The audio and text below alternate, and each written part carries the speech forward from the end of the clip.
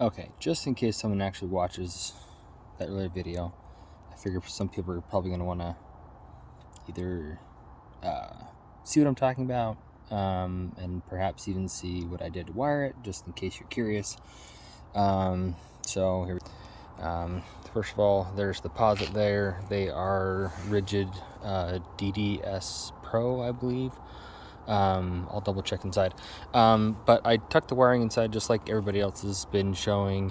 One thing I did, which I will try and show, is you can see the wiring is on the outside of the hinge instead of the inside of the hinge. You can see inside of there that the hinge is on that side. So I ran the wiring on the outside of it so that it can't get stuck. And I'm going to zip tie it down, so before you all get too critical, just know that. I just wanted to make sure everything was that I was happy with everything first. Running the wiring down there as well allowed me to bring it out on the outside of all of this. And then you can see I grounded it out to that guy right there.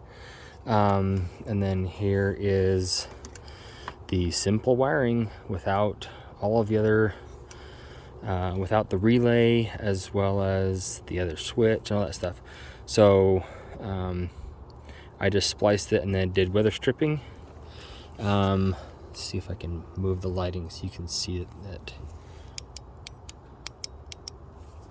Yeah, anyways, you can see that it's just that simple thing. And then these wires, they're the ones from Rigid. They are spliced in the middle. And what I did is I ran the splice is actually out in the middle.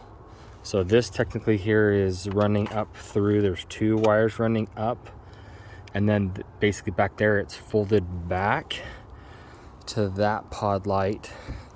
And then the second one is ran to this pod light.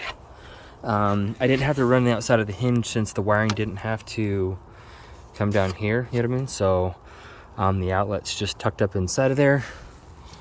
And I thought I was gonna have to cut a wire into there, but I gotta give Pickens Party some credit there.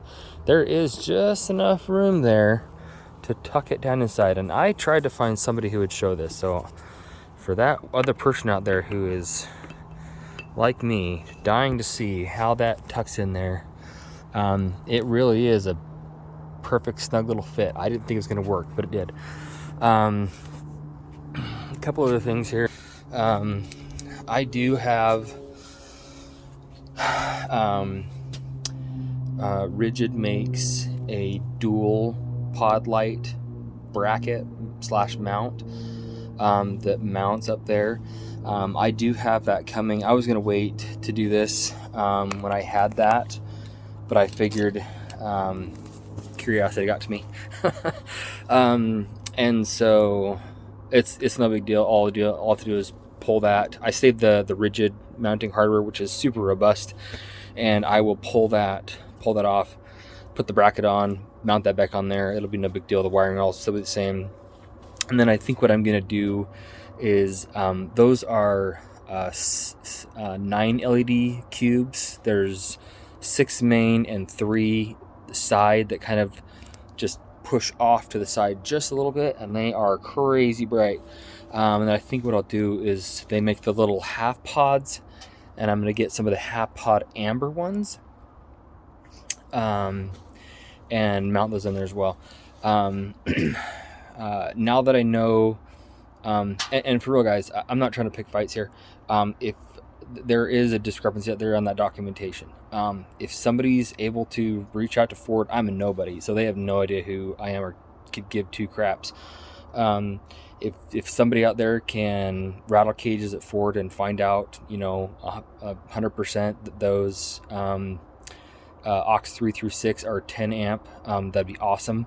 All the documentation that I can find that's live, active, and up to date all shows them 10 amp.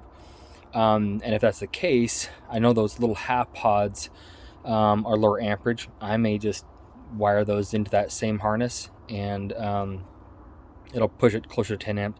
Those pods that I have, are actually pushing 5.25 or 5.16 amps. But it's because there's the 9 LEDs and they are crazy bright. They're like 7,000 plus lumens. They're really nice pots. But I have an obsession with just doing things right the first time. And so, anyways, I said that after mounting them without the rigid, but whatever. Forgive me. Anyways, yeah, hopefully that helps clarify some things and doesn't pick fights. Yeah, laters.